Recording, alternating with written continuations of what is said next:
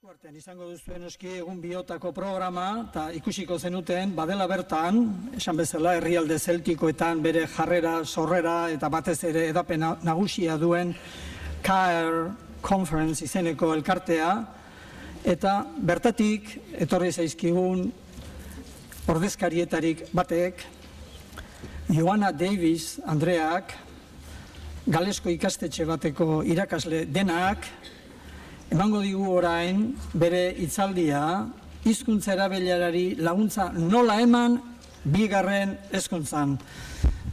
So, please, Joanna. Mesedez, Joanna. It's a great pleasure. Plazer bat da guretzat zu hemen hartzea zure lagunekin batera, zure lankidekin batera, eta benetan irrikan gaude zure hitzak entzuteko, batez ere bigarren hezkuntzan daukazun eskarmentuaren berri jasotzeko. Nahi duzunean zurea da hitza. Eskerrik asko. Denok ados egongo gara, egia da empatia dagoela gure artean. Naiz eta testuinguru desberdinetan lan egin, gu denok ditugu antzeko erronkak. Gonbidapen hau bidali zidaten, gure esperientziak partekatzeko, eta KR-ek bidali zion Iron Rees nire eskolaburuari.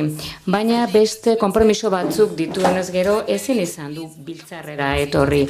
Beraz, atsegin handiz etorri naiz bere izenean, baina azpimarratu nahi nuke, berak bultzatu zuela proiektua, eta bere ikuspenari eta bere aurre ikuspenari esker sartu dela eskola ibilbide honetan. Proiektua zitzegin aurretik eta bere emaitze zitzegin aurretik, minutu batzuk erabiliko ditut informazio pixka bat emateko zuei eskolari buruz.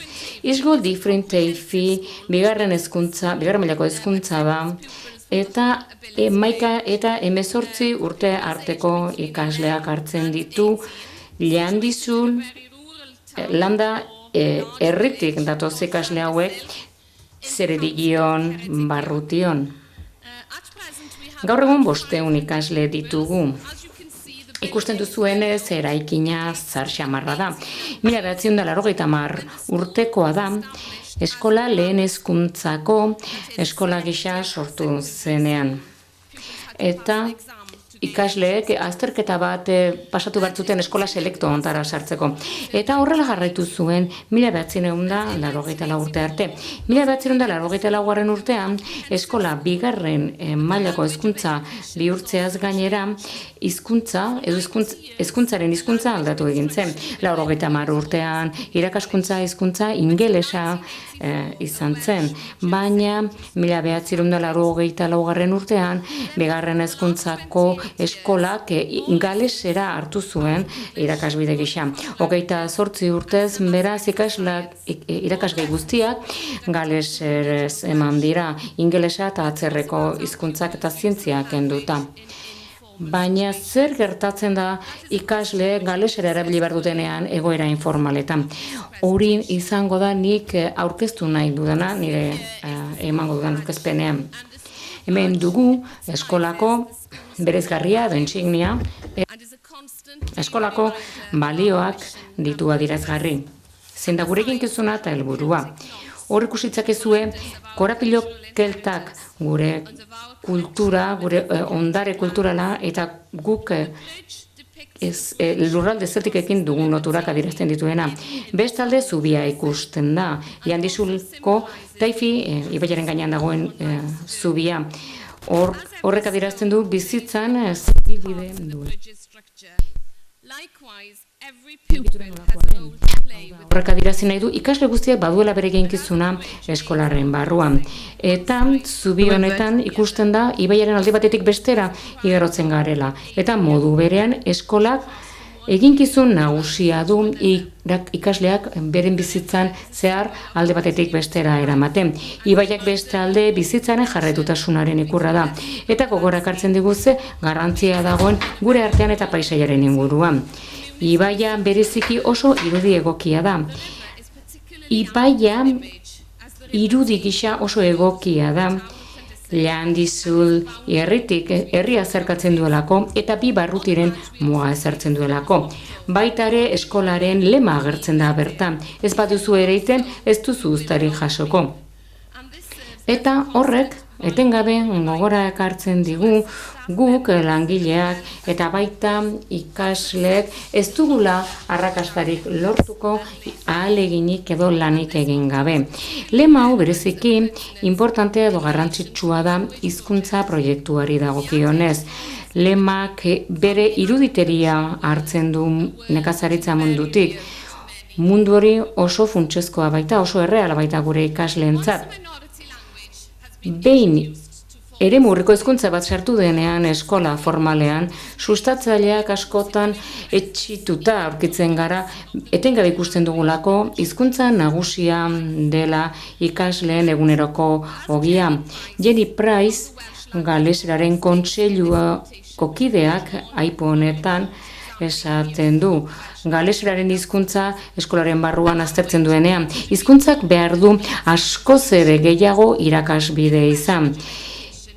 Galeseraren bitarteko hizkuntzak ibilgailu edo bide nagusia baldin bada benetako herrialde elebidun bat sortzeko, orduan eginkizun funtsezkoa du eta ikasleak hornitu behar dituen gaitasun eta konfiantzarekin hizkuntza erabildezaten bai egoera formal eta bai informaletan ere. Hizkuntza ez litzateke gelara bakarrik mugatu behar, baizik eta hizkuntza erabili behar da egoera formal eta informaletan.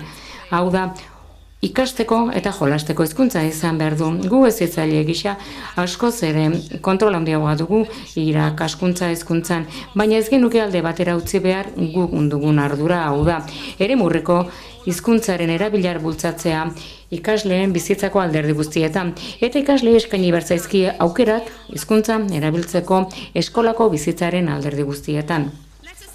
Aztertu ditzagun orain estatistikak horiek azaltzen badituzte, ze testu ingurutan lan egiten dugu eta nola alegitzen garan galesera sustatzen. Ikusiko duzue 1891ko erroldan gainbehera egon dela galeseraren erabilera 2001 urte arte. Non azkenean nolabaiteko hobetze arin bat ikusten den. 2011ko erroldaren estatistikak oraindik ez dira iragarri. Aurten, urte hasieran txosten bat argitaratu zuen Galeseraren kontseiluak esanez galeserak 3.000 hiztun natibo galtzen dituela urtero. Baina 2001ean ikusi genuen hazkundea sortzaio batez ere gero eta gazte gehiagok ikasten dutelako hizkuntza. Ikusten den bezala bekon grafikoan ikusiko duzue 19 urtekoak edo gazteek gero eta gehiago ikasten dutela galesera eta horrek izugarri animatzen gaitu. Galeserak irabazten ari da, hainbat arrotan, batez ere hego-ekialdean eta galeseraren bitarteko hizkuntzak funtsezko eginkizuna izan du hizkuntza sustatzen arlo hauetan. Hori esan ondoren, oraindik ere jabetu behar dugu eta onartu behar dugu oposizioa ere badagoela, norbaiteko konplazentzia edo ignorantzia ere badagoela galeserari dagokionez. Gure eskola kokatuta dago Keredigionen barrutiaren barruan. Eta tradizionalki Keredigion ikusten da edo hartzen da galeseraren gotorleku gisa. Ehunekoei erreparatzen badiegun Keredigion 4. zegoen 1981 galeseraren hiztunen kopuruan eta 3. lekuan 2001. Naiz eta horrek izugarri animatu, zehatzago aztertzen baldin baditugu ehunekoak, ikusiko dugu 7% jetxi dela galeseraren hiztunen kopurua. Batez ere gero eta jende zaharragoa dagoelako barrutian. Konturatu behar dugu zein den egoera eta ondorioz gogo beroz lan egin eta erabakimenez nolabait aurre egiteko egoera honi. Begira ditzagun orain zein den eskolan hartu genduen bidearen faseak, zeintzuk izan ziren. lagungarri izateko eta atentzio nola baite zentratzeko fase guztiak esekin hasten dira ingelesez. Ese setting, kokagunea, estimulua, estrategia, egiturak, estatistikak, adierazpenak, ekin beharrekoak eta ondorioak. Hasiko gara setting edo kokapenarekin.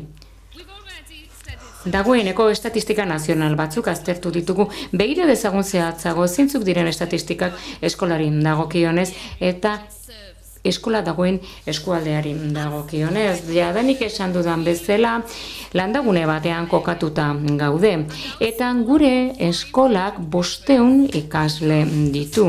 Hau da, bigarren hezkuntzako eskola nahiko txikia da. 500 ikasleetako 91 batxilergoan daude. Hau da, ikasle horiek eskolara itzuli dira derrigorrezko hezkuntza amaitu ondoren. Eta batxilergoa egiten dute gehienak gero unibertsitatean sartzeko. Gure ikasleak oso eskualde zabal batetik dator. Herri eta komunitate askotatik etortzen dira gure ikasleak, batez ere Ceredigion eta North Carmarthenshiretik. Ondorioz, gu landagunean gaude kokatuta eta lehen hezkuntzako eskola askotatik etortzen zaizkigu ikasleak. Naiz eta gerota gutxiago iritsi horrela eskoletako, herrisketako eskolak ixten ari dira. Eta ikusten duzue joera hori da, eskoletako lehen mailako eskolak ixten ari dira. Gure ikasleen hizkuntza oinarriari dagokionez esan dezakegu gehienak galesera hitz egiten den etxeetatik datozela. Galesera hitz egiten duten familien kopurua jaisten ari da hala ere. Eta gero eta begibistakoa da niretzat. 23 urte daramatzat eskolan eta gero eta gehiagotan ikusten dut nolako den jetxere hori. Lehandizul da Ceredigioneko herri galestar peto-petoena galesera entzuten da, elkarrizketetan, kaleetan, negoziotan eta dendetan. Baita ere, hizkuntza arloan oso privilegiatuta gauda. Gu ikasle asko ditugu hizkuntza modu naturalean erabiltzen dutena komunikazio bide gisa beren bizitzako alderdi askotan. Eta baina hala ere oraindik ere baditugu beraz ingelesa hitz egitea arraro egiten zaien ikasleak. Dena den baditugu ere ingelesa hitz egiten duten familietako ikasleak eta horregatik ardura handia dugu komunitatea mantentzeko non komunikazio hizkuntza hautatua galesera den. Gure eginkizuna argi dago eta argi ikusten da gure eskolako eginkizuna adierazpenean, hau da ikasle guztiei eskaintzea aukera bere gaitasunak garatzeko galeseraz eta ingelesez eta bereziki azpimarratuz galesera eskolako bizitzan. Beraz, hizkuntza politika argi eta zorrotza dugu eskolan. Galesera da eguneroko hizkuntza eskolan. Eskola bileretan, iragarkietan eta barruko postan eta mezuetan. Gure irakasgai gehienak galeseraren bitartez irakasten ditugu. Noski, alde batera utzi da ingelesa noski eta hizkuntza arrotzak. Eta gainera uste dugu irakasgai berriak sartzen direnean eskolan galeseraz irakatsi behar direla. Hori erronka handia izan da azken aldietan. Irakasgai batzuk ez dutelako beharrainako baliabiderik galeseraz. Eta baita ere kontuan hartu ze muga ekonomiko ditugun saio bat eginda pentsatuz, konprometitu egin behar genuela, baina garrantzitsua izan da guretzat tinko mantentzea eta galeseraz irakasten jarraitzea. Azpimarratu egiten da batez ere harrotasuna bultzatzea galeseraz eta ikaslei animatzea sentibera daitezen galeseran hizkuntzan eta erantzunkizuna hartu dezatela galeselaren biziraupenan eta ongizateaz arduratzeko. Beraz, gure erantzunkizuna eta gure privilegioa da baita ere galeserarekiko maitasuna mantentzea eta arrotasuna ere hizkuntza erabiltzeko orduan. Eta horrela ikasleak elebidun izatea, osorik, baina arro izateaz galeseraz hitz egiten dutelako. Eskolaz kanpoko jarduera guztiak ere galeseraz egiten ditugu. Eta langile edo irakasleen parte garenez ahalik eta ahalegin guztiak egiten ditugu hizkuntza taldeak saihesteko. Ikasleak konturatu behar dute eskolak espero duela galesera erabiliko dutela aukera guztietan.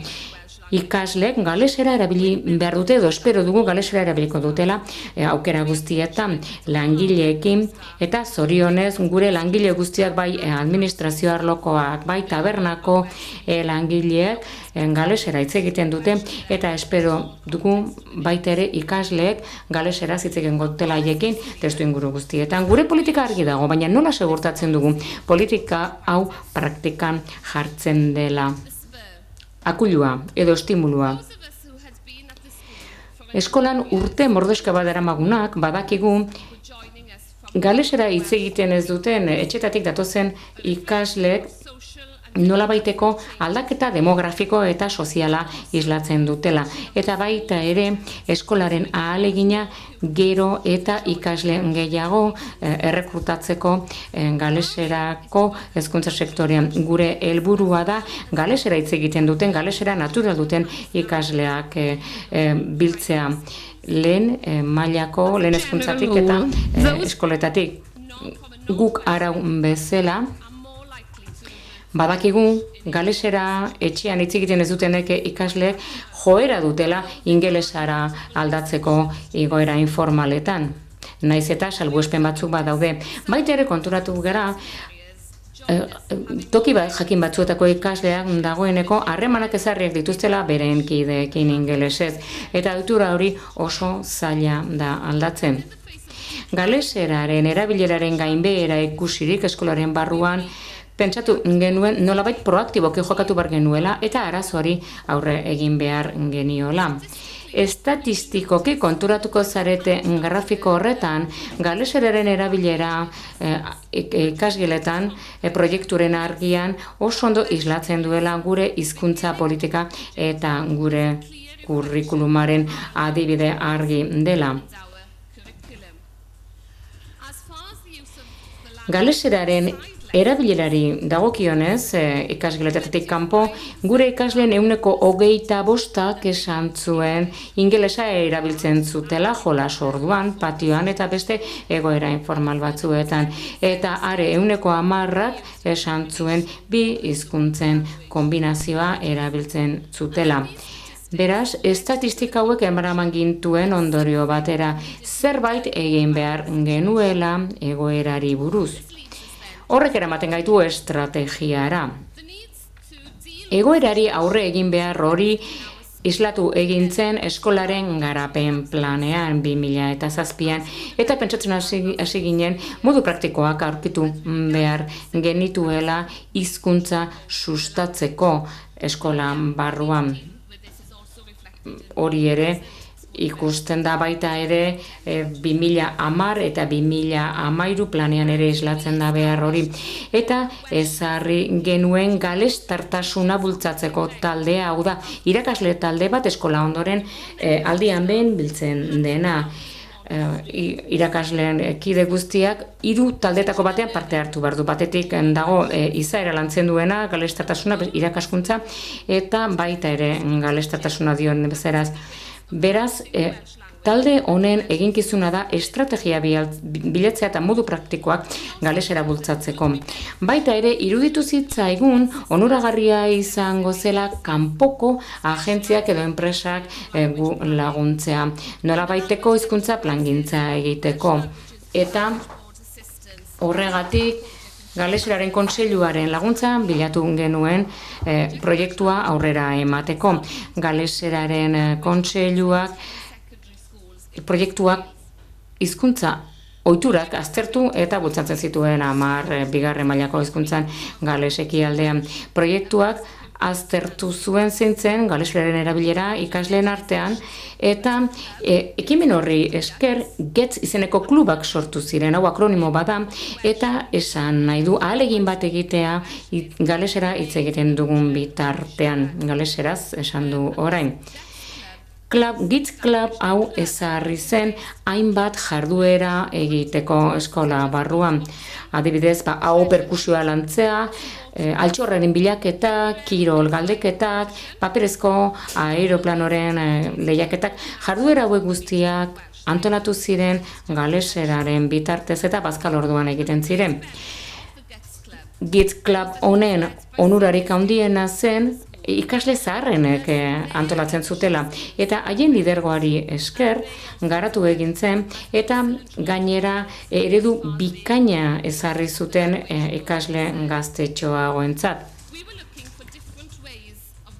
Bestalde, aztertu genuen nola bultza genezaken galestartasuna maila desberdinetan eta hainbat testuingurutan. Aukera sortu zen 3 eskolek eskatu zutelako galeseraren kontseiluaren laguntza lan intentsibo bat egiteko. Eta aukera sortu zanean guk izena eman genuen, eta horrek emaitza guztiz positiboak eman ziguten, eta horrela aztertu ahal izan genuen zeintzuk ziren gure ikasleen hizkuntza ereduak. Lan intentsibo hau egiteko Triwit enpresak irabazi zuen lehiaketa, Menterbrodinfur adar bat, hau da hizkuntza enpresa talde bat da Triwit, eta berehala hasi ziren lanean ikerketa bat egin zuten ikasle gazteenen artean modu interaktibo eta saio guztiz gozagarri batean erabiltzen horretarako Gisdom izenako gailu elektroniko bat. Ikerketa erabili zen ikusteko edo nola egin genezaken galestartasunaren estrategiaren garapen bat. Hemen erakusten dizkizuet zeintzuk diren emaitzetako batzuk. Lehen galderan ikasleen galdetzen genien, ozitzaien, zein zen komunikatzeko nahiago zuten hizkuntza. Eta ikusten duzuenez, ikasleen 27% esan zuten ingelesa zela naturalki etortzen zitzaien lehen hizkuntza. Baina, izugarri animatu gintuen jakiteak 49%-entzat galesera zela beren ama hizkuntza edo bere hizkuntza naturalagoa. Hemen diapositiban ikusiko dugu zein izan zen beste 3 galderei ikasleek eman zieten erantzuna. Lehen grafikoan ikusten dugu gure ikasleen 36% galesera hitz egiten dutela lehen sektorean, baina baita ere konturatu behar dugu ia 25% galesera gutxiago erabiltzen dutela. Eta horrek benetan eraman gintuen gurari buruz pentsatzera. Bigarren, grafikoan konparatu egiten ditu zenbat galesera hitz egiten den ikasgelatik kanpo, hau da 13-14 urte dituztenean konparatzen balin badugu DBH batekin, 11-12 urtekin. Berriz ere, gure 9. urteko ikasleen 20% gutxiago hitz egitute galesera DBH sartu zirenean baino, lehenengo urtean sartu zirenean baino. Beraz, galdetu genienean aukera gehiago nahi zituzten galesera hitz egiteko tokian, herrian, 73% esan zuten gustatuko litzaiekela aukera gehiago izatea galesera hitz egiteko eskolatik kanpo. Eskolan, bigarren hezkuntzan nerabeak ditugu noski, dakizuen bezala, eta gazte hauek beren prestakuntza urtetan daude, eta beste eraginak berehala jasotzen dute. Lehen grafiko honetan ikusten da zeinek duen eragina handiena gure gazteengan, eta emaitzan ikusten dugu, baina ez da harritzekoa, ematen duen emaitza kideen presioa begibistakoa da. Eta berretsi egiten du guk pentsatzen genuena, baina baita ere erakusten du ze eragin gutxi duten irakasleek ikasleengan 6% bakarrik. Beste 2 grafikoetan ikusten dugu ze harreman dagoen teknologia berrien eta galeseraren artean. Estatistikak erakusten du ez dutela hainbeste galesera erabiltzen Messengerrean edo Facebooken nabiltzenean. baina galeseraren egoera askoz hobea da mezuak, testuak bidaltzen dituztenean. 36ak testuak bidaltzen ditu galeseraz, eta 26ak ingelesez.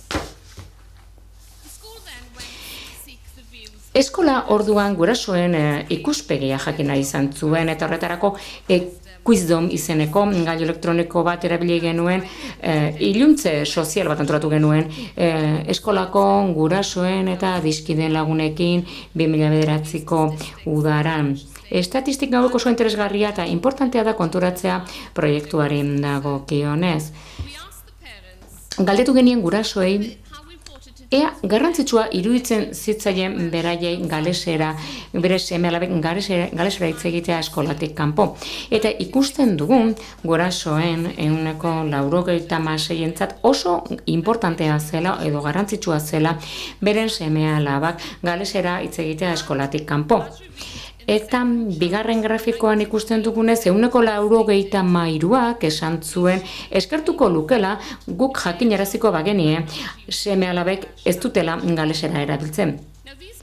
Estatistika hauek adierazgarriak dira. Ze galeseraren erabilera eta galestartasuna beti ere politika eremuan sartzen da. Eta oso kontuan dizibilin behar genuen, iraganean hainbat antolakuntzak aurka agertu baitira, galeseraren garapenaren aurka agertu baitira oso modu ozen eta oso modu sendoan. Baina, estatistikek emantziguten behar genuen konfiantza auzi honetan lanean jarraitzeko. Hau benetako bultzada handia izan zen, eta bigarrenez estatistika hauek berretsi zuten guk genituen inpresioak eta baita ere zer sentitzen genuen, hau da lan handia egin behar genuela alderdi honetan. Hurrengo urratsak izan zen emaitza hauek, ikerketaren hasierako emaitza hauek estrategia bihurtzea. Eta urrats honi ekin zion Triwit enpresak gure izenean. Eta gure izenean egin zuten lan hori. Eta haietako kide batek Gareth Jones izeneko gizon bat izan zen, garai batean eskola buru izandako bigarren hezkuntzako eskola batean, eta baitere zere digioneko hezkuntza zuzendari izandakoa. Gareth Jones, Triwit taldeko ekide zen, beraz esperientzia duna, eskarmentu handiko pertsona zen eta funtsezko pertsona izan zen proiektua gauzatzeko orduan. Ekintza plan bat antolatu zen, 4 jarduera arlotan politikak berrikusi egin ziren batetik, eta baita ere egiturak eskolako politikai eta agiriei erantzuteko, bestalde komunitatearen eta eskolaz kanpoko jardueren berrebaluazio bat egin zen, eta baita ere plangintza, estrategia plangintza maila altuagokoa egin zen eta eragileen konpromisoa bilatu zen. Bigarren puntua oso erabilgarria izan zen guretzat. Gu egituren bila genbiltzen eta jardueren bila genbiltzen gure ikuspen orokorra sustatzeko eta gure politika zorrotzak segurtatzeko. Triwit enpresaren plana oso zehatza izan zen, denbora eskalak zituen, ardurak banatzen zituen, eta beste elementu batzuk oso kontu handiz adierazi ziren. Triwitek egindako beste ekarpen baliatsua izan zen, lagundu egin zigutela eragile guztia konbentzitzen, konturatzeko ze garrantzia zuen estrategiak, eta enpresako kideak baita ere langile guztiekin hitz egin zuten eskola.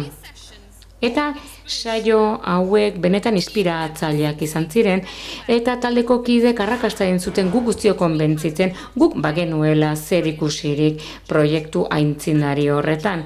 Eta aurrekari historiko ez baliatu zuren azpimarratzeko lankidetzak eta parte hartzeak ze garrantzia zuen. Denok ginen beraz talde bateko kide garrantzitsu. Proiektuak beraz nolabaiteko bide bat eman zigun galesera sustatzeko jarduerak antolatzeko. Eta proiektua aitzindari batean parte hartzeak eman zigun bultzadan erantsi bat eta motivazioa handitzea ekarri zuen denon artean. Beraz, estrategia behin eratu ondoren egitura praktikoetara pasatu ginen. Nola itzuli behar genuen guk genuen ikuspena errealitatera. Hau oso fase importantea izan zen gure bidaian. Gure egiturak banatu daitezke bi kategorietan. Lerrokatzea, egokitzea edo garatzea gure egungo egiturak kontuan hartuz zein den egiteko lana. Bestalde, egituran berrian garatzea zuzenean lan intentsiboaren babespean. Pasa gaitezen orain egungo egiturak lerrokatzera. Lehenik eta behin eskolako kontseiluak bildu egiten ditu urte edo maila guztietako ordezkariak, hau da neska eta mutil bat urte bakoitzetik. Eta 6 hilabetean behin eztabaidatu egiten ditugu hainbat gai, baita ere galeseraren erabilera. Eskolako kontseiluan ikasleak dira nagusi, baina baita ere irakasleak parte hartzen dugu bileretan. Eta eskola kontseiluaren barruan, kide batzuk, ikasleetako batzuk, erantzukizun berezia dute galeserari dagokionez eta beren ekarpenak egiten dituzte jarduera kantola daitezen. Hau da, askotan ikasle zaharrenek antolatzen dituzte jarduera horiek. Gaur egungo ikuspegia edo gaia zein den. Gure berri paperan, astero egiten dugun berri paperan, astero nolabaiteko gai bat azpimarratzen da. Bai astebeterako edo aldi luzeago baterako. Normalean alderdi jakin bat azpimarratzen da. Eta aukera paregabea da taldeko edo langinenen artean kide bakoitzak azpimarratzeko eskolako alderdi bat, izan diteke uniformea, puntualtasuna, eta askotan galestartasuna sustatzea puntu nagusitzat hartzen da berri paper honetan. Beste alde, heziketa pertsonala eta soziala esan nahi du. Eskolako ikasle guztiak 15ean behin 50 bat minutu izaten ditu heziketa pertsonal eta sozial honetan. Ikasgai hauetan hiritartasunaren hainbat alderdi eztabaidatzen dira ikasleekin. Eta galestartasuna izaten da ikasgai hauetan asko lantzen den gaia. Guk erabiltzen dugun tresna eraginkorrenetako bat deitzen dugu hizkuntza bidaia. Non ikasgaia ematen duten irakasleek partekatu egiten dute beren galeseraren erabilera eta nola erabiltzen duten beren bizitzan. Horrek aukera ematen die ikaslei askoz ere garbiago ikusteko nola erabili dezaketen galesera. Eta baita ere ikusterazten die irakasleen arteko batzuk galesera hitz egiten ezten etxeetan hasi zirela eta konturatzen dira ze baterainoko garrantzia duen galesera geroago bizitzan. Baita ere galesera hitz egiten ez duten ikasleek benetan konturatzen dira ez direla desberdinak eta eskolako irakasleen parekoak direla eta esperientziak trukatu ditzakete. Eskolako bilerak edo asanbladak gure eskolan egunero hasten gara gogoeta batekin bildu egiten gara eta gogoeta bat egiten dugu. Arauzko gogoeta bat eta kristautasuna bultzatzek aldera egiten dugu. Ostegunetan eta ostiraletan ikasleak dira eskolako asanblada edo bilera hauen ardura izaten dira. Eta askotan, adibidez, asterenetan eta asteartetan beste mota bateko bilerak egiten dira eta ostegunetan eta ostiraletan esan dudan bezala ikasleek antolatzen dituzte. Batxilergoko ikasleak zaten dira normalean arduradunak. Ikasleak normalean galestartasuna aukeratzen dute bere gai nagusi gisa. Eta bilera hauetan ikus daiteko zenbaterainoko gogo beroa duten eta zenbaterainoko sinesten duten galesaren erabilera. Baita ere, kurrikulumaz kanpoko lana ere hor badago tartean. Geroago aipatuko dut zerbait honi buruz. Bestalde, hasteko hitza dugu. posterrak jartzen ditugu eskolan, eta hitz bat aukeratzen dugu, edo esamolde bat aukeratzen dugu, astean zehar atentzioa erakartzen dugu hitz horri erreparatzeko edo esamolde horri erreparatzeko. Normalen izaten dira eskualdeko hitzak eta horrela segurtatu nahi dugu gure ikasleek estimatu egiten dutela ze baterainoko garrantzia duen eguneroko hizkuntzak eta zenbateraino merezi duen hizkuntza mantentzea. Gero harremanetarako egunerokoa, hau eguneroko bada, non ikasleak bere etxeko lanak idazten dituzten eta zerbait gogoratu nahi baldin badute, ere hemen idazten dute. Eta baita ere erabiltzen da mezuak bidaltzeko gurasoei. Gurasoek ere egunerokoan idatzen dezakete zerbait esan nahi diote irakaslei. Eta lan intentsibo honen egindako lana ere adierazi izan da eguneroko hauen bitartez. Beraz, lan intentsiboari buruzko alderdiei hitz egingo dut aurrerago nire aurkezpenean. Egiturak. Guretzat benetan onuragarria da gure egungo egituretan lerrokatzeko. Alde batetik, zarraren eta berrien arteko oreka bat bultzatzea. Lan gehiena nolabait txertatu eginda gure eskoletan, baina uste dugun jadanik eskolan dagoena zeren baliatu behar dugula. Eta alderdi berriak alderdi zarrekin tandem gisa jokatu behar dute, batak bestea indartu behar du nolabait. Talde oso garrantzitsua da ikasleen ahotsa sartzea eta garatzea. Ikasleek benetan estimatzen dute aukera ematen badiegu eskola bizitzen alderdiez eztabaidatzeko eta elkarrizketaren aldekoa dira eta gustatzen zaie eskolarekiko elkarrizketan parte hartzea. Bestalde, eztabaidak eta elkarrizketa profesionala.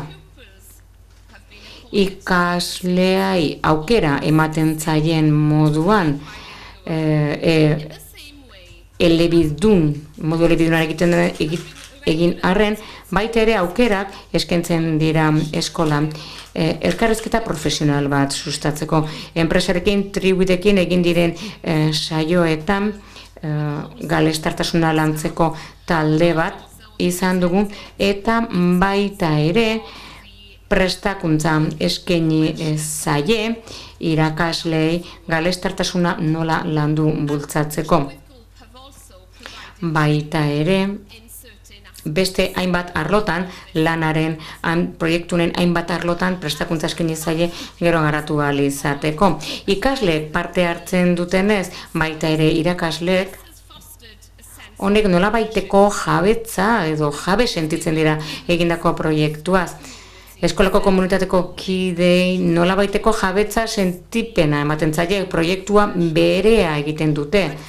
Eta horrek ere helburuetan bateratasun bat eman du. Proiektuak, horreko proiektu batek arrakasta izateko mundu guztiak sentitu behar du, bere rola duela, bere jokatzeko aukera duela. Baita ere hornikuntza arduratzen diren langileak gidalerroak eskaini zaizkie. Aldi baterako etortzen diren langileei ere esaten dudan bezala gidalerro batzuk eman zaizkie jakiteko nola jokatu galeseraren kasuan eta ze espero dugun gure ikasleengandik. Eta langileen artean kideetako batzuk benetako konpromisoa eta gogo beroa erakutsi dute proiektu honen helburuak betetzeko. Orduan besteen mundu guztiaren konpromisoa to succeed. And we shall now move on to look more closely at the specific structures for the intensive work. We've looked at the way we've aligned the current activities, how we've aligned the current structures. We shall now look at the things that are new, the things that were introduced during the course of the intensive work. The language scale. Now, the language scale was devised in order to establish the amount of... Ingelesaren erabileraren izaera ezartzeko eskolan. Batetik 10erako eskalan, galdetu genien ikaslei adierazteko zeintzen ingelesaz egiten zuten erabileraren maila. Non kokatzen ziren maila horretan? 3 kategori oinarrizko zeuden. Batetik 4 noizean behin bapateko erabilera, ingelesa erabiltzen zuten bapatean noizean behin. 5tik 8 askoz ere modu erregularragoan ingelesa nahita erabiltzen zuten nolabaiteko aurka eginez, eskolaren araui aurka eginez. 9tik eta 10 artean ingelesaren erabila seria zeon modu lotxagabean esan genezake, errespeturik eza erakutsiz eskolaren misioaren aurrean eta eskolaren izaera ondatu nahian. Hizkuntza eskala proban jarri zuen irakaslegoak 2 asteko epe batean ikasleek jakin gabe. Irakasle eskatu genien ikasleen elkarrizketak entzun zitzatela eskola inguruan eta jakiteko ze hizkuntza erabiltzen zuten ikasleak egoera informaletan. Eta jabetu ginen irakasleek ez zuten modu formalean egiten, baizik eta oharrak hartzen zituzten jakiteko nola erabiltzen zuten hizkuntza eta batez ere elkarrizketak hartu zituzten konduan eskola inguruan eta gure poza handirako ikusi genuen ingelesaren erabilera oso apala zela. Oso adibide gutxi zeuden erdiko mailan, behar bada 5-7 ikasleen 2 talde zeuden ingelesa desente erabiltzen zutenak, eta gero ikasle bakarra zegoen guztiz bide okerrean zegoena. Beraz, hori izan zen lan intentsiboaren emaitzetako bat. Eta matrizea sortu genuen eta horrela eskin izan genuen egitura bat, gure erantzuna nolabait egituratzeko, eta jakiteko ze egoeratan ikasleek hausten zituzten eskolaren hizkuntza arauak. Eta mundu guztiak zuen eginkizun bat matrizea hau ezartzeko orduan. Adibidez, entzuten balin bezuen nuen norbait ingelesez hitz egiten, bapatean, pentsetu gabe, ez modu lotxagabean, baizik eta aurka egin gabe, hitz egin egituztietan. Eta honek garamatza hizkuntzaren sentiberatze saioetara. Norbaitek galdetuko balit zertan datzaten saio hauek esango nuke alderdi interesgarrienetakoa izan zela gure proiektuan. Saio hauetan lagundu egiten genien ikasle konpromiso psikologiko bat hartzen galesarekiko. Saio hauek talde txikietan egiten dira eta normalean galesera hitz egiten ez duten ikasleekin egiten dira. 5-6 ikasleen biltzen dira saioetan irakasle batekin eta saio hauek irauten dute ordu erdi eta 50 minutu bitartean. Ikasleei jarduera lasaiak eskaintzen zaizkie eta eztabaida eragiten edo sortzen ahalegintzen gara. Eztabaidak normalean oinarritzen dira ikasleek galeserari dagokionez duten jarreretan. Galderak egiten zaizkie gogoeta bultzatzeko eta eztabaidan bultzatzeko. Eta oso eztabaida baliotsuak izan dira galeseraren etorkizuna hitz egiteko eta jakiteko nola sentitzen diren ikasleek hizkuntza transmititzeko orduan hurrengo belaunaldira. Sartutako egitura hauetan guztietan lan intentsiboan hizkuntzaren sentiberatze saioak izan dira tresna baliagarrienetakoak eta galesera hitz egiteko bide ezin hobea izan da ikasleentzat. Gero ditugu HIC kluba, batxilergoko ikasleek antolatuta JITS antzekoa da. Ikasle zaharrenek jarduera ugari antolatzen dituzte ikasle gazteentzat. Horretuko adibidez DBH bateko ikasleak gehien bat beraiekin lan egiten dute. Eta klub honek aurrera egin du eta gaur egun zaharragoak diren ikasleak ere voluntario gisa aurkeztu dira hizkuntza lagunaren papera egiteko. BIPS izena hartu dute, horrek esan nahi du DBH bateko hizkuntza lagunak edo hizkuntza kideak. Eta honen helburua da ikasle gazteenek zaharragoen eredu gisa jokatzea, zaharragoek bezala jokatzeko eta ardurak hartzeko eta gustatzen zaie ardura horiek hartzea. Horrela galesera bultzatzeko ikasten dute zer egin dezaketen gazteagoen artean. Eta hau abentura berri bada. Eta oso gogo handiz parte hartzen hasi dira ikasle hauek. Beraz, ze etekin arteratzen du eskolak jarduera eta egitura hauetatik. Hizkuntza eskalak eman dio eskolari elementu bat sendotasuna bultzatzeko eta baita ere konfiantza areagotu egin du jakiteko nola jokatu behar dugun banakoekin eta taldeekin. Irakasle gisa askoz argiago ikusten dugu orain nola jokatu behar dugu ikasleen galeseraren erabilerari dagokionez. Metodo berriak eta egitura berriak ezartzeak lagundu egin digu izugarri, estatistikak ere horren lekukotza eman bai duten, geroago eztabaidatuko dut hori.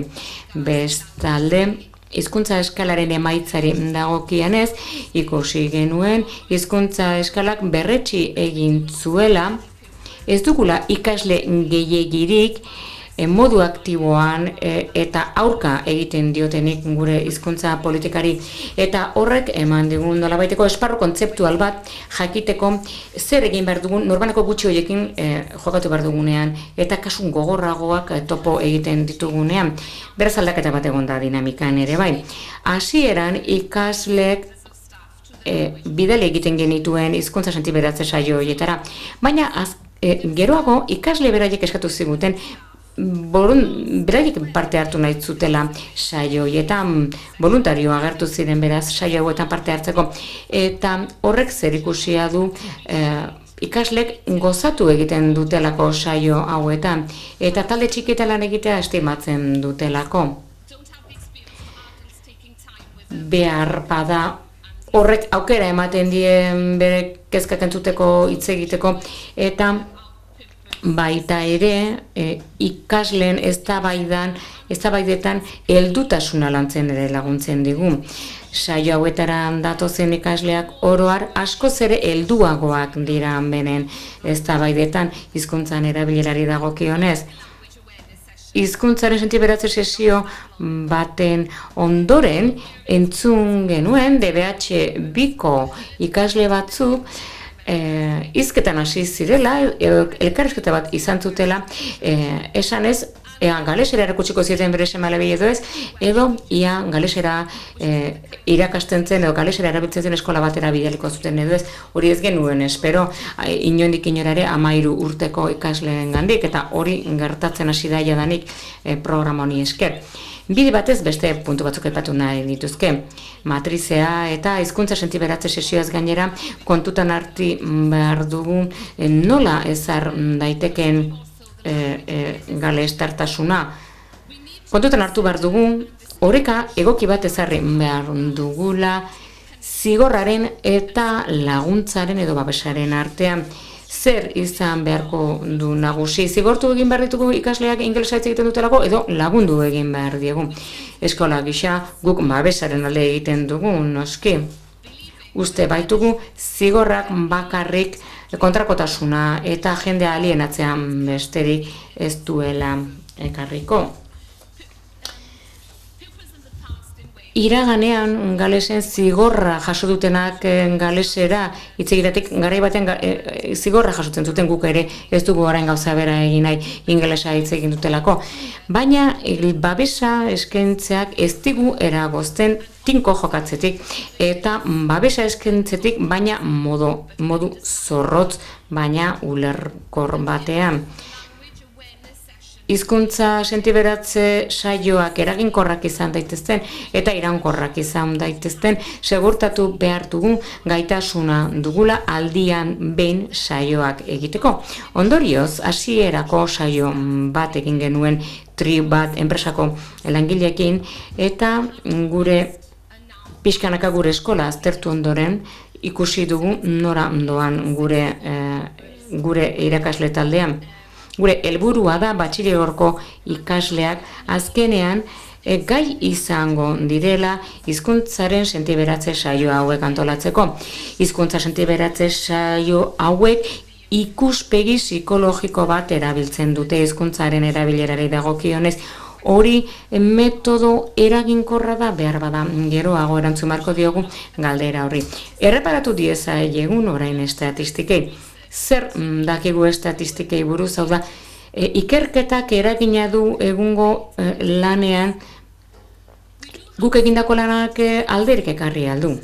Guk baditugu estatistikak orain, eta estatistikak oinarritzen dira proiektuan erabilitako lanean. Galdeketa bat egin genuen, batetik 10erako eskalan.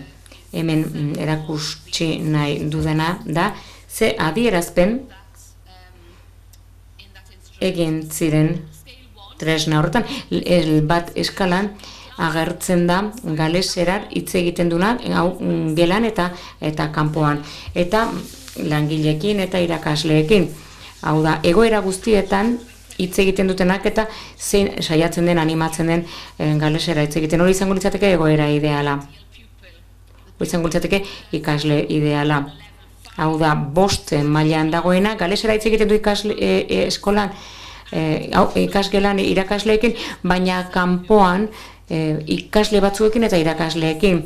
Ikasle honek galesera erabiltzen du egoera formaletan eta hainbat egoera informaletan ere bai.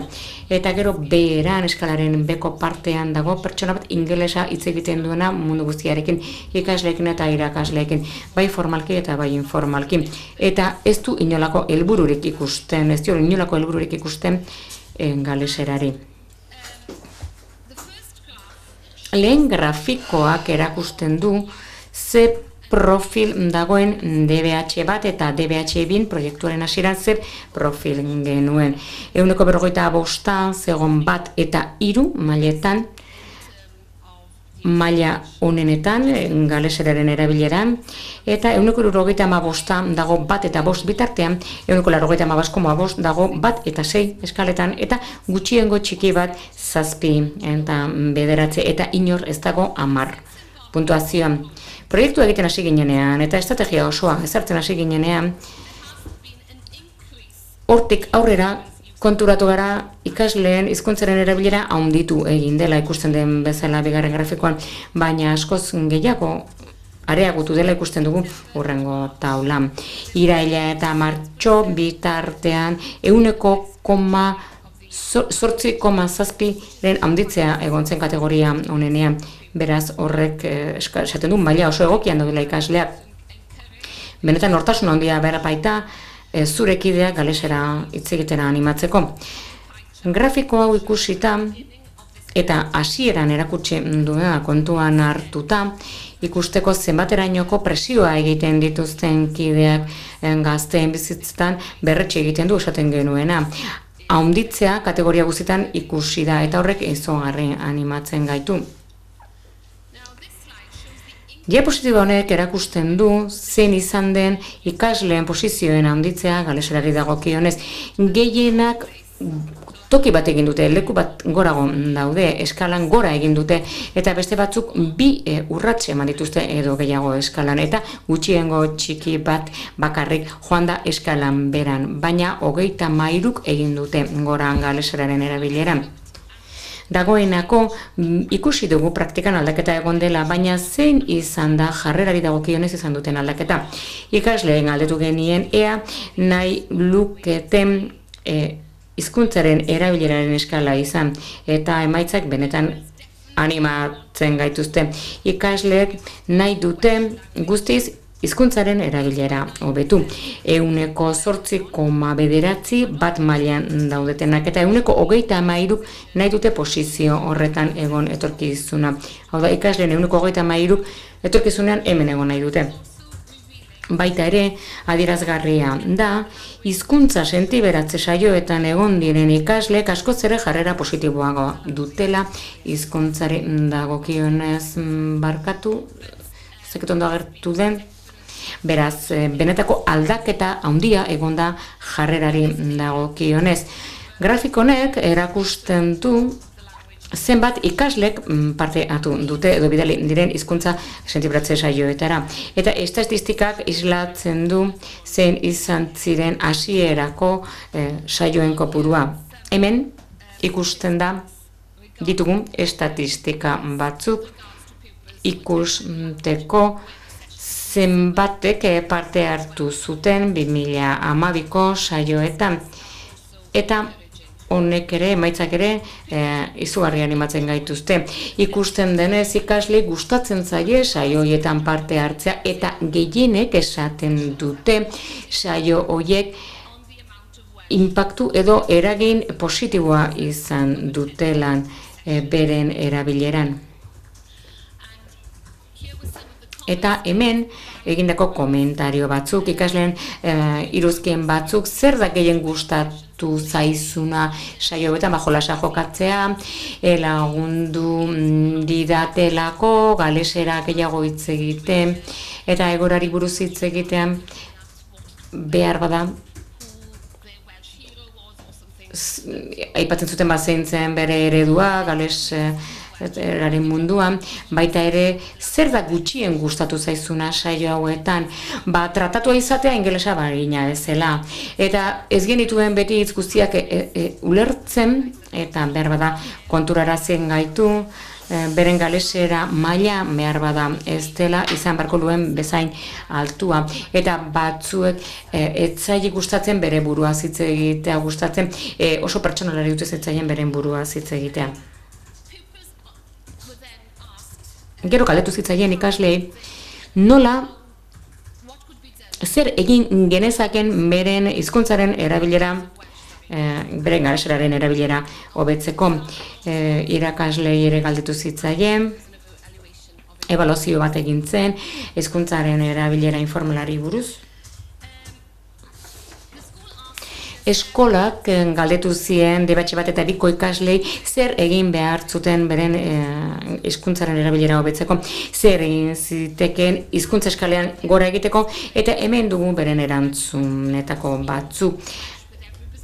Ez zutela galesera hitz egiten besteek bezala, eta elkarrezketak galesera zazi eskero eta jarraituz gero batzuetan insistitu barko genukela, galeseraz jarraitu barko luketela elkarrezketa, gehiago irakurri barko luketela, galesera gehiago hitz egin kanpoan eta etxean, galesera hitz egin ingeles lagunekin, baita ere animatu beharko genuke jende gehiago galesera hitz egitea, ingelesezko elkarrezketak ingelesera bihurtzea, gehiago saiatu barko genuke galesera ulertzen, eta galesera gehiago erabili barko genuke Facebooka edo testuak bidaltzeko orduan. Eta ere galdetu genien zer egin zezaketen beraiek, ez hori bakarrik, baita ere galdetu genien zer egin zezaken eskolak, eta erantzunak oso interesgarriak dira. Hau da, ikasleak batzuetan helduak, baina askoz ere zorrotzagoak izaten dira. Ze ikasleen askok esan zuten ingelesa hitz egiten dutenak zigortukun beharko liratekela. Eta baita ere ikasleek esaten dute, garrantzitsua dela eskolaz kanpoko jarduerak galeseraz egin beharko liratekela, eta jardueran gehiago egin beharko liratekela galeserako klubean, baita ere ikasgai guztiak galeseraz erakutsi beharko liraketela, eta postera jarri beharko liratekela eskolan, eta txalotu egin beharko liratekela galesera hitz egiten duten ikasleak. eta nolabait saio gehiago egin beharko liratekela hizkuntza sentiberatze arloan.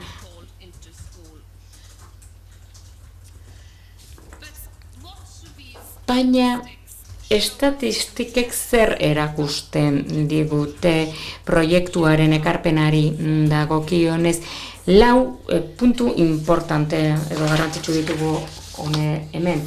Hizkuntzaren erabileraren kategoria altuenetan handitu egin dela, baita ere hobetu egin direla hizkuntzaren erabilerari buruzko alderdi asko.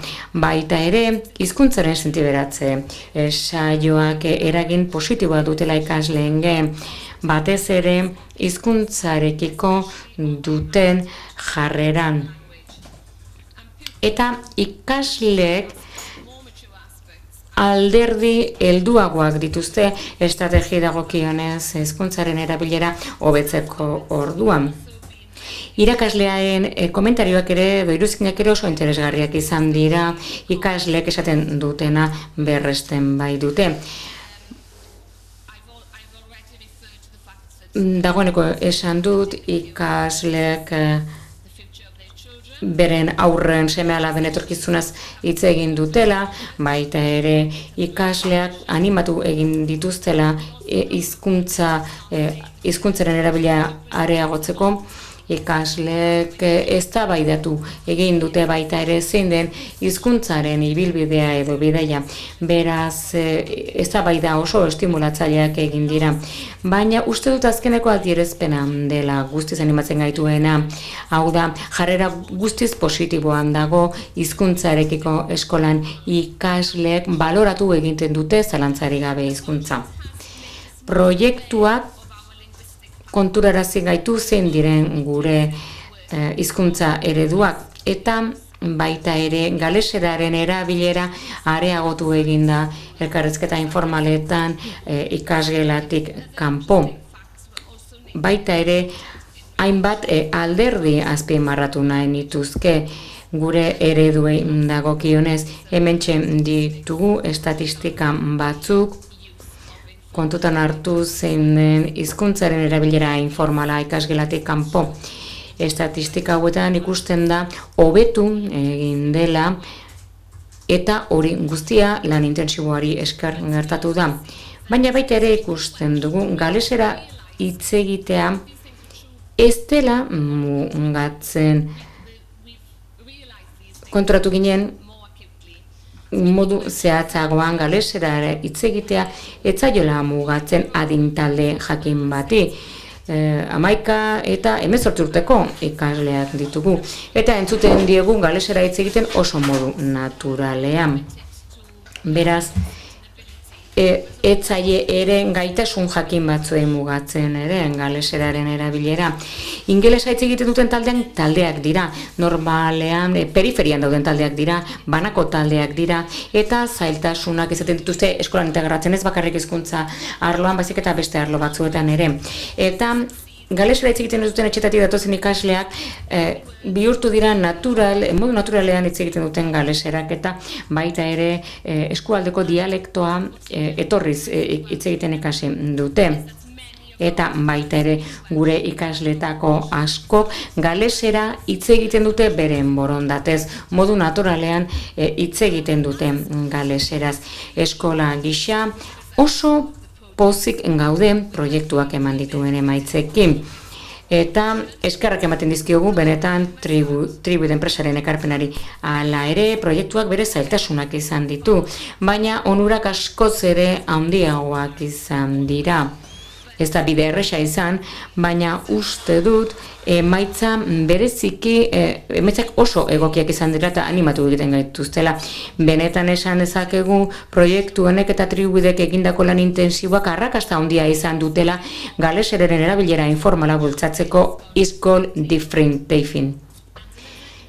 Proiektuaren beste emaitza importante bat izan da, hizkuntzaren eztabaida heldua sortu dela ikasleen artean, bai eta baita irakasleen eta ikasleen artean ere, bai. Baita ere, gure proiektuak Galesko beste eskola batzune atentzioa erakarri du, eta beste eskola batzuetako ikasketa buruak etorri zaizkigu bisitan. Eta baita ere, arreta erakarri dugu prentsa nazionalean. Hainbat artikulu nagusi idatzen baitituzte, Gol aldizkarian, eta aldizkari nagusietako azalean atera gara, baita ere biltzar galeserari buruzko biltzar importanteetan parte hartu du gure ikasketa buruak, baita ere galeseraren kontseiluak antolatutako biltzar batean. Baina zein dan egin beharrekoa, etorkizunean egin beharreko lana.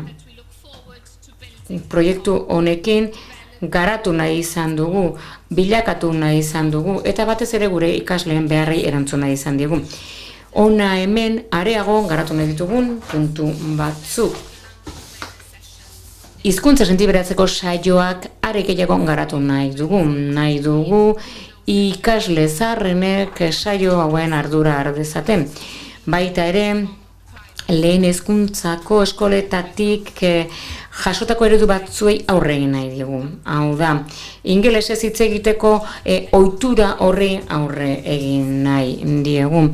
Eztabaidatzen ari gara orain, hizketan ari gara lehen hezkuntzako eskola batzuekin jakiteko nola edo zer egin dezakegun joera horri aurre egiteko. Lehen aipatu ditute gida batzuk. Bestalde proiektu osoa edo ikuskaritza esparruaren barruan sartu nahi dugu, baita ere lotura sendoagoa sortu nahi dugu kluben artean, HIC klubaren eta sentiberatze saioen artean.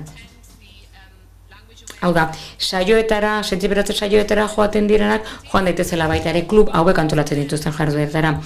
Baita ere BIPS hoien eginkizunak garatu nahi dugu. 15-16 urteko ikasleak mentoreak edo eredu izan daitezen ikasle gazteagoentzat. Eta gainera uste dugu hizkuntza sentiberatze saio hauek oso importanteak direla. Eta lehen hezkuntzako eskolekin alderdi honetan lan egitea oso garrantzitsua dela. Lortu nahi dugulako galeseran bihurtzea elkarrizketa hizkuntza nagusia ikaslentzat hasiera bertatik, 4 urtetatik aurrera.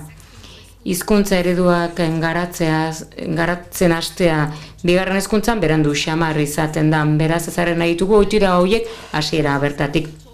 Behin hizkuntza batean hasten zarenean norbaitekin hitz egiten gero oso zaila izaten da hizkuntza eredu hori edo ohitura hori aldatzea. Eta amaitzeko asko ikasi dugun proiektu honetatik, asko ikasi dugun gure arrakastatik eta gure huts egitetik. Erronka handia izan da proiektu honetan gure begirada mantentzea, eskolako eguneroko lanak gure atentzioa eta gure denbora erakartzen edo kentzen baitigute askotan. Baina ezin dugu pentsatu galesera berez ezarriko denik. Batzuetan gogor ekin bar diogu. Eta batzuetan oso aurrerabide gutxi egiten dugu gure ibilbidean. Baina konturatzen gara, oraindik ere ikasten ari garela. Eta gure asmoa da segurtatzea gure helburua argia dela eta gure ikasleen hizkuntzaren erabileran dela gure xede nagusia. Eta espero dugu nolabait eragina izango dugula urrengo belaunaldian segurtatzeko, hain zuzen, urrengo belaunaldiak galeseraz ikasiko duela eta modu informalean ere galeseraz hitz egingo duela. Proiektu honek izugarri lagundu digu erronka honetan eta esperientzia guztiz erakargarria izan da. Eremurreko hizkuntza bezala guk lotura handia dugu zuekin, komunean asko dugu naiz eta testu inguru oso aldakorretan lan egin. azkenik bukatu nahi nuke euskal agiri batetik hartutako aipu batekin. Hau da, hizkuntzak kurrikulum osoan du eragina, jarduera guztietan du eragina, eta irakasle guztiek du ekarpen bat egiteko proiektu honen arrakasta lortzeko. Eta Euskal Herrian egia dena baita ere oso egia da Galesen. Eta amaitzeko, laburtzeko, ikusteko zein izan den ekarpena bidaia osoan, etapa guztiak izan dira garrantzitsuak, hori azpimarratu nahi nuke, eta fase guztiek, etapa guztiek eman dizkigute, edo proposatu dizkigute erronka oso handiak. Baina uste dugu arrakasta izan dugula galesera sustatzeko orduan testu inguru informalean gure eskolan. Eskerrik asko zutegatik.